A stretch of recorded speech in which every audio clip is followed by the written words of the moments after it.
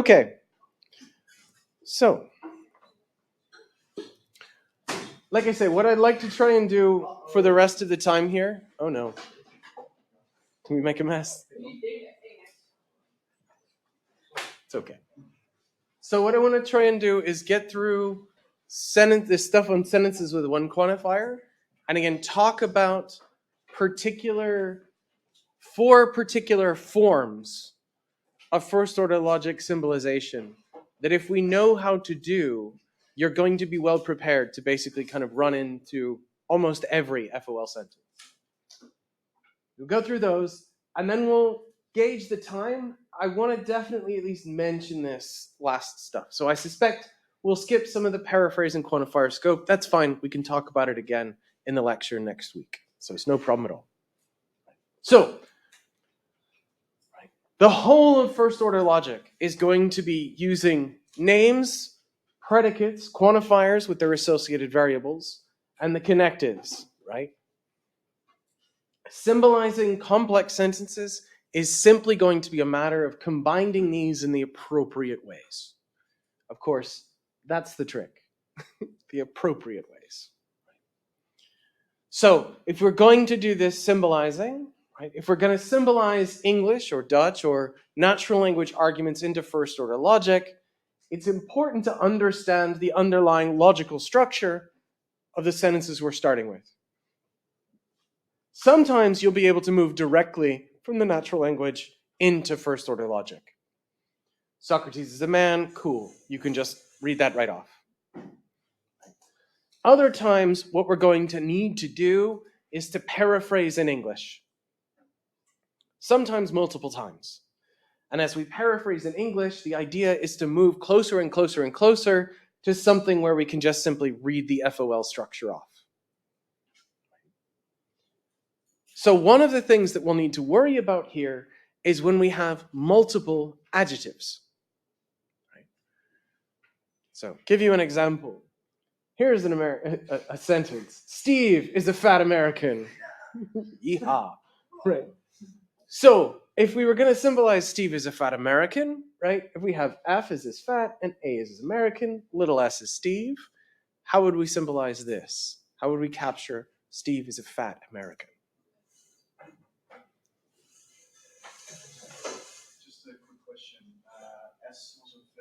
Yeah, so strictly speaking, this is bad. This should be something like little a, but we'll slide over that in silence. Right. Yes? Yeah. FS conjunction AS, right? Because you can paraphrase this, right? You can paraphrase the English as Steve is fat and Steve is American, right? He's both. Yeehaw. Okay, so that one's this one. Now, here's another example. Is everyone familiar with Zlatan? Right. Zlatan, yes, he's amazing. Zlatan, incredible footballer, really crappy human being, right? He just is. It's a shame.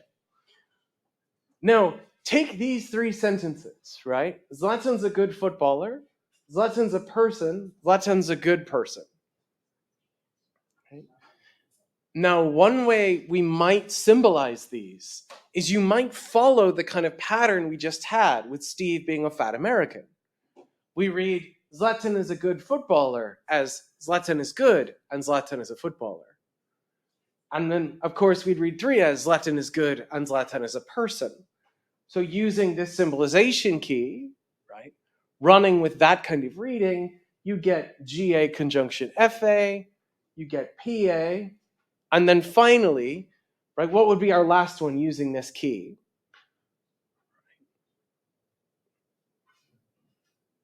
GA conjunction PA, right? But of course, remember I said Zlatan's a good footballer, but a pretty crappy person, right? So this can't be quite right. What went wrong here? Yeah. This is also like a conclusion. Like the third one is a conclusion. It seemed this one definitely follows from 1 and 2, right? If 1 and 2 are true, then 3's got to follow, right? But Zlatan can be a good footballer and be a person and not be a good person. So something's kind of gone wrong? What's gone wrong? What was the problem? Yeah, right? Well, I mean, there's one sense of definition of good and interesting meta-ethical worries there, right? But even in a much flatter way, right? These sentences 1 and 3 are not like Steve is a fat American, right? Yeah. I think that good is an attribute of a football player, a person, and that's different. Yeah, right? Good is a modifier for footballer in 1, and good is a modifier for person in 3. So we can't read these as Zlatan is good and is a footballer. That would be an improper paraphrase of 1. The problem here was our key. Right? It was a mistake to read these as sin catagrammatic, like we did with Steve is a fat American. We need to read this as there's a single predicate, is a good footballer. And we need to read this as is a good person. And of course, when we have that, then these symbolizations aren't going to work. Right?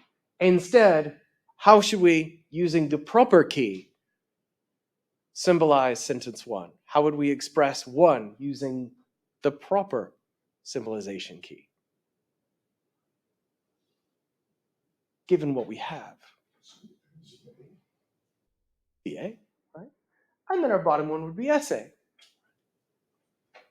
And if we write them this way, then 1 and 2 could be true, and 3 could still not follow. Right? Zlatan could be a good footballer and a person, but not a good person, which is the case. This is why we love Zlatan. Okay. Now, again, the only reason I highlight this is to drive home this point, right? When we're going from natural language into our FOL, it's very natural a lot of times to read it like the Steve is a fat American case. But we have to be careful. What are the adjectives modifying? Are they attaching to the subject? Is it like Steve is fat and Steve is American? Or is it more like Zlatan is a good footballer, where the good is modifying his way of being a footballer? In which case, there's just one predicate here. You have to be careful about how we're reading the predicates. Okay. So that was the first thing I wanted to highlight when we're going from natural language into FOL.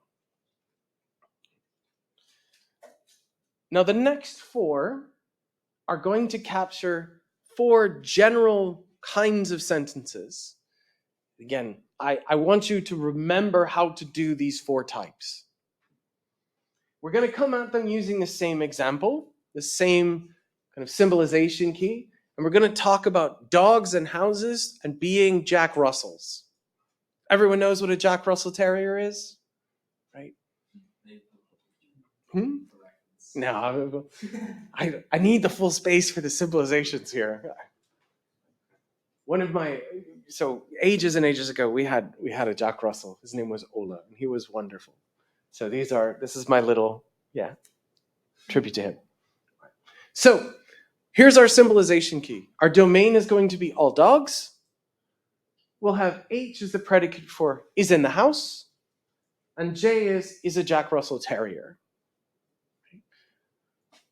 And we're going to use this key to symbolize these 4 sentences, because these basically give us, again, 4 types of claims that come up all the time.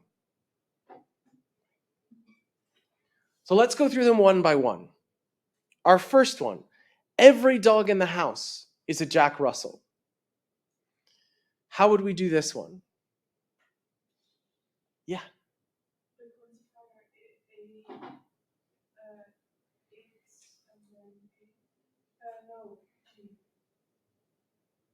No, I don't know. It's okay. No. So the universal quantifier, the upside down X, good. And now, so that's going to give us the every, right? Every sounds a lot like the universal, right? So for all X, right? Universal X. Now what do we want to say? So we got a good start. Yes? HX, implication, what did you say? JX. Ah, nice. So you didn't fall into my trap, right? Because here's the thing. I think a lot of people hear this and you read it this way. Right? Sounds like it should say this. It sounds like this is a really natural reading. But this is, again, in red, so I'm giving it away. This isn't quite right. Why isn't this quite right? What does this say? Yeah. This says every dog's in the house and is a Jack Russell. Right? But that's not what our English says, right? Our English allows for dogs outside the house. Yeah. Can you repeat what the phrase is not saying? Yes. So this one is basically saying every dog is both in the house and a Jack Russell. When we have the conjunction in the universe, because remember, this says everything. You can plug in everything for the X. And if it's the conjunction, well, then it's got to satisfy both. So this is really strong. This is stronger than what the English says, right? This ain't what one says. One says, for everything, if it's a dog in the house, it's that kind of dog. This is why we need to use the conditional.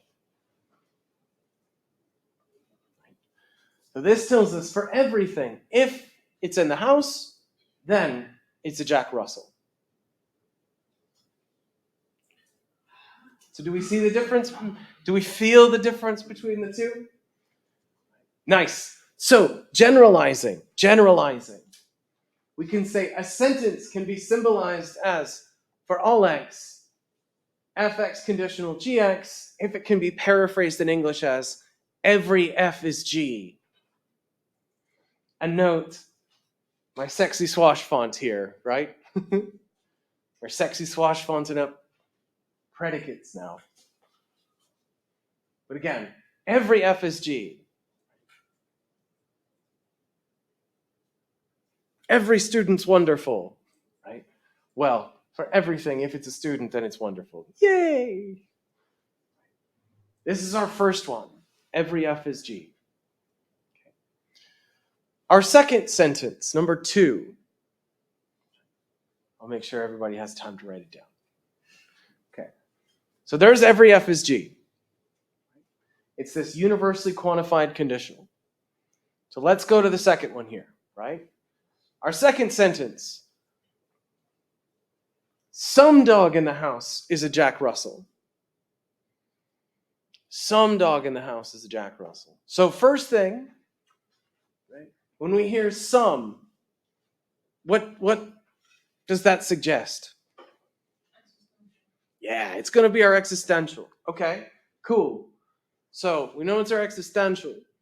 What's the rest going to be? So existential X, or Y, or Z, doesn't matter, right? Existential X. Now what? Uh-huh. It is a conjunction. Ah, avoided my trap again, right? Because we might be tempted to write it this way, right? With the condition. Basically, just take what we had last time and just slap on an existential instead of the universal. But why is this not going to be a very good thing? Yeah. Because it just states that there is a dog in the house, which is a Jack Russell Terrier. That's what our English says, right? That's what the English says. For some FSG. That's the way we're going to do some FSG, right? We're going to have an existential in their conjunction. Right? But if we look at our conditional, right? Tempting to go this way. But this tells us some dog is such that if it's in the house, then it's a Jack Russell. That ain't what this says.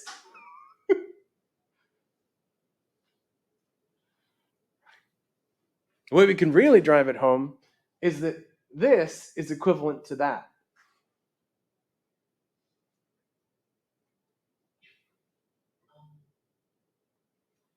So, what do we want instead? We want some dog is in the house and a Jack Russell, exactly like we had. We want to have our existential with a conjunction. Some dog is in the house. Some dog in the house is a Jack Russell, some dog both in the house, and is a JRT.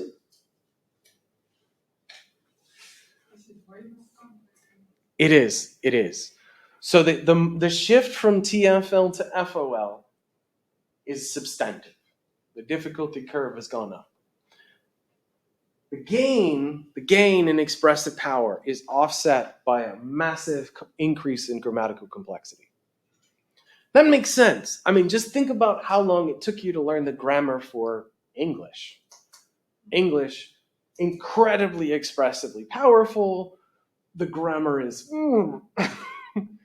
TFL, very restricted grammar, actually quite restricted expressive power. FOL is somewhere in between. FOL is coming closer to English structure, but because it starts to move that way, the complexity increases. How would you see this in an exercise? Because I would have written it about. It's okay. I mean, remember, this is also the very first time we're doing this, so mistakes like this are very good, right? That's why we want to do it. So the thing here is we can give the generalization. A sentence can be symbolized as this existential with a conjunction if it can be paraphrased in English as some F is G. This is why I want to go through these four. Right? Every F is G is the universal with the conditional. Some F is G is the existential with the conjunction. And in fact, between friends, most of the time, about 75% of the time, if you have a universal, it's going to go along with a conditional. I'll say that again. About 75% of the time, if you have a universal, it's going to go along with a conditional. And the flip is, about 75% of the time, if you have an existential, it is not going to go with a conditional. Because conditionals are easy to make true. So existentials attached to them are really boring.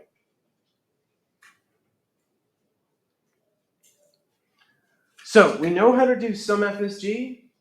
We know how to do every FSG. Those are the two we've done. Now let's talk about the other way. So our third one.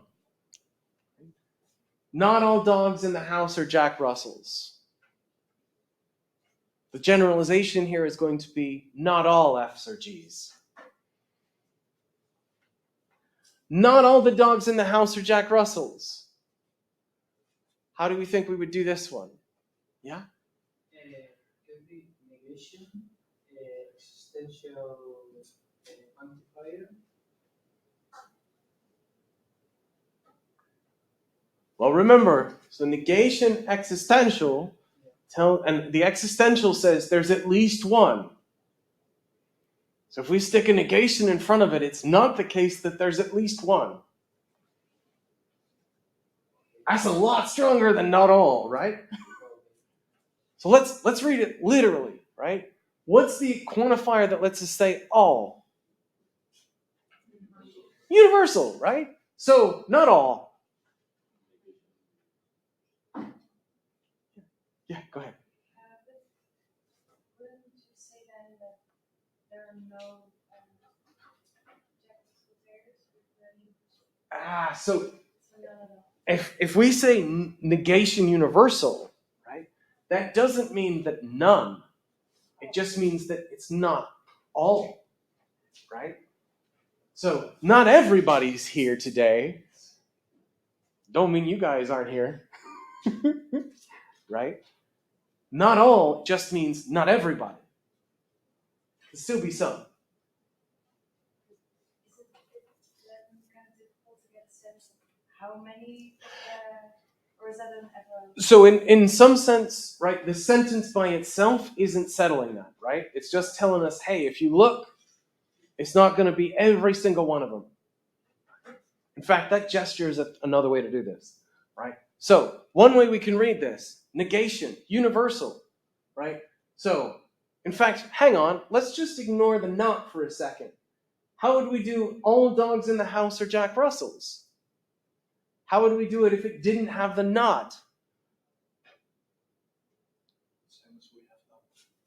It's every F is G, right? Every dog in the house is a Jack Russell. So one way we could do it is just throw a negation in front of that. Not the case that for all X, if it's in the house, then it's a Jack Russell. Literally, not every dog in the house is a Jack Russell. Not every student is here today. Now, here's the cool thing. There's another way to symbolize this, right? If it's not the case that all the dogs in the house are Jack Russells, what does there have to be? At least one what? At least one non-Jack Russell, right? If not all the dogs in the house are Jack Russells, then there's got to be at least one dog in the house, something else. There's a pug, or a bulldog, or a Labrador, or whatever you want. There's a dog in the house that's not one of those. How would we symbolize that? There's a dog in the house that's not a Jack Russell. How do we say there is? What's the quantifier for that?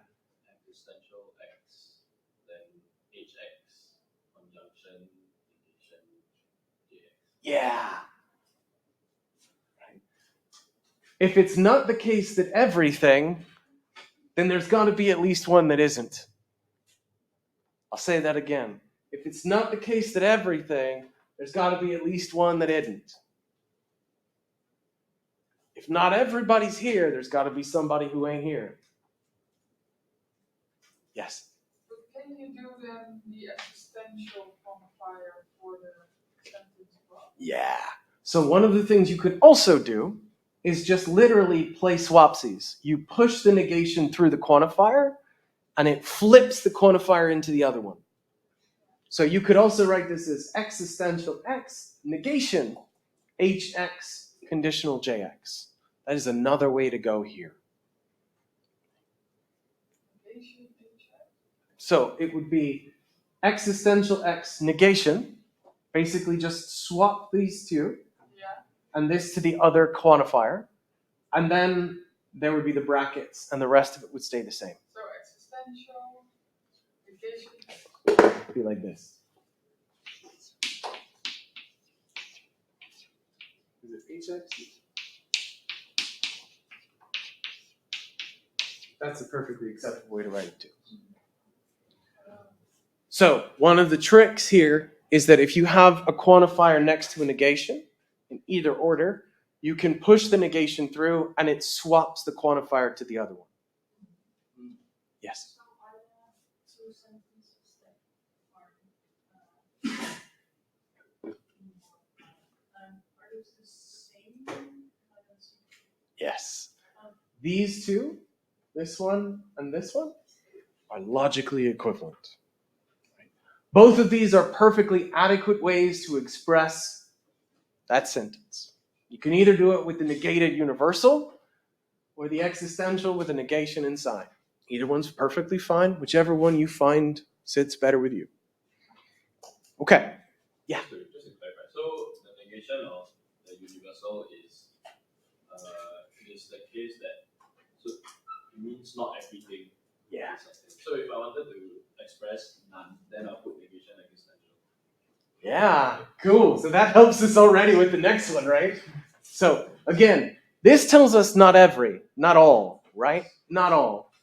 But not all don't mean none. Again, not everybody's here today, but you guys are. Right. So how would we say no dogs in the house are Jack Russells?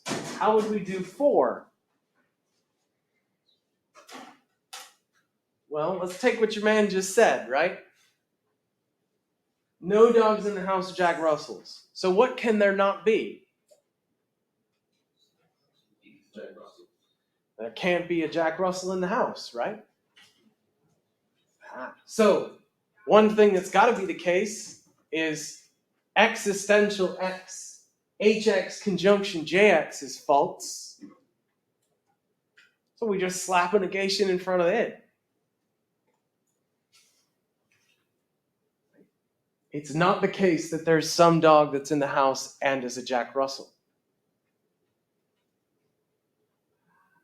Yeah. Now, of course, we can also do it with the universal. Because if it's not the case there's some dog in the house that's a Jack Russell, what's every dog in the house got to not be? It can't be a Jack Russell. So everything in the house is a non-Jack Russell. But all X, if it's in the house, it ain't a J. House is full of pugs. Go to town. So, we can get not all either one of these two ways. We can get none in either one of these two ways.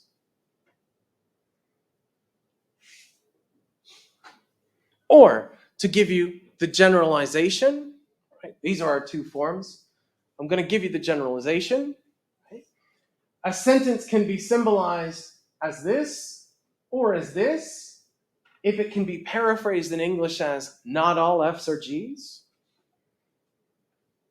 And it can be symbolized as this or this if it can be paraphrased in English as no F's are G's. So we covered all F's are G's, some F's are G's, not all F's are G's, and no F's are G's. And again, don't matter what we plug in for F, what we plug in for G, right? All humans are mortal. No humans are carrots. Right? Not all humans are above 6 feet tall. Again, you can start to see how using these formats, we can start to capture a lot of the claims that we're actually interested in. This is why we spend so long talking about these four structures. Honestly, if you know these four structures, you're pretty damn well set. Okay. Now, before we jump on, again, questions on these four, we'll talk more about them in the tutorial, but I want to get them. Okay? Yeah, please. If you replace Jack Russell by name, then X. So importantly, whenever we're doing here, right, it's always got to be predicates. So if we had a name, this would be weird, because it would be no dogs in the house are Steve. Right. And we actually don't have the tools yet to be able to make sense of that. So you can't replace that. If Jack Russell was named Billy, you couldn't replace that. No, we don't have the tool to be able to capture that yet. We're gonna talk about that next lecture. Right now, we're just dealing, to go back to the stuff we introduced at the very beginning, the bits here are always going to be general terms, not singular terms. We've got to get to working where we can do that. So the last thing I want to do, and this will take us right to the half hour, right? I'm going to skip over some of these other ones. We can talk about them next lecture. Don't worry, we'll talk about those. I want to talk about multiple quantifiers and relational predicates. So this is the other big reason that this language was developed, letting us capture some things that we just simply cannot capture unless we have all of the tools we've talked through so far. So we've been talking about entirely one-place predicates, right? Is human, right? Woke up at 3:30 a.m., is a Terminator. They all have one gap. But lots of predicates we're interested in don't just have one gap. They have multiple ones. Right? Loves. Romeo loves Juliet. Or is adjacent to. Right? My phone is adjacent to Steve. And we can have three-place predicates. Is in between. Note, theoretically, there's no limit to the number of places a predicate could have.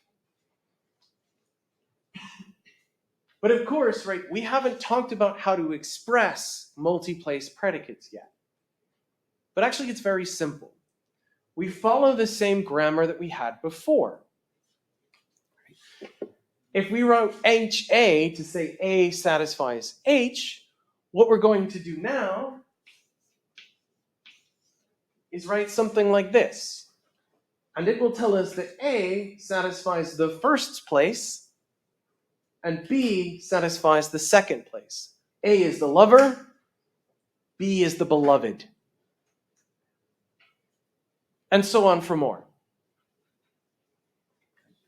So the gaps in the relations are different spaces, and it matters the order we put them in. So for example, here's a symbolization key, a very simple one. Using this key, how would we write Finn loves Princess Bubblegum? Yeah? LFB, right? Finn is the lover, Bubblegum is the beloved, right? And the way that we write it, the order we write it, tells us who goes in which spot. How about if we wanted to write Finn loves Finn? LFF, right? Self-love is important. Ooh, that's not a good thing to say in a recording. Finn loves Princess Bubblegum, but Bubblegum doesn't love Finn. Sad but true. Yeah? LFB. Yeah? Conjunction, negation, LBF. Yeah, right? LFB tells us Finn loves Princess Bubblegum. We know how to do but, it's a conjunction. And then to say it's not the case that Bubblegum loves Finn, right? Not LBF. Again, the order tells us who goes in which spot. Last one, last example before we get to the magic. How would we do Princess Bubblegum is loved by Finn? LFB, yeah. Because, right, all we've done is flipped the order in English. Nice. Okay, now the last thing I want to end on is everybody loves somebody. I told you I'd come back to this. Right. Now, when we hear this sentence, there's at least two ways to read this sentence. One way to read this sentence is that for each one of us, there is someone we love. I know. It's sick. Sick. So for each person, there is someone that they love. It might be a different person, but for each one of us, there's someone we love. There's another way to read this where there is someone that all of us love, right? Someone who's got main character syndrome cranks to 1,000, right? For every person, there is someone that they love. Or there's some particular person that everyone loves. Do we see the difference in those two sentences? Now, here's the really cool thing. With our machinery, we can capture the logical difference between them. Because the first one allows for us to each love different people. The second one requires that all of us love one person. Everyone has to be loving some really, really just wonderful individual. So we'll talk a little bit about how this works next time. And the important thing is that the way to draw it out, weirdly, has to do with the stuff we just talked about, with filling in the gaps and using multiple quantifiers. So we can say, right, everything, there's something they love, or there's something such that everyone loves them. It's amazing. This is one of the things the machinery was designed to do. Not talk about love, but to talk about things like every number has a successor. Because now, once we can do this sort of thing, we can do pretty much all of maths, and it's amazing. So, okay. We'll talk more about this next time and a little bit in the tutorial. The big thing for next time is we're going to introduce identity. So, have a read of the next section. We'll talk about these on Friday. Everybody take care. Have a lovely rest of the week, and we'll see you on Friday.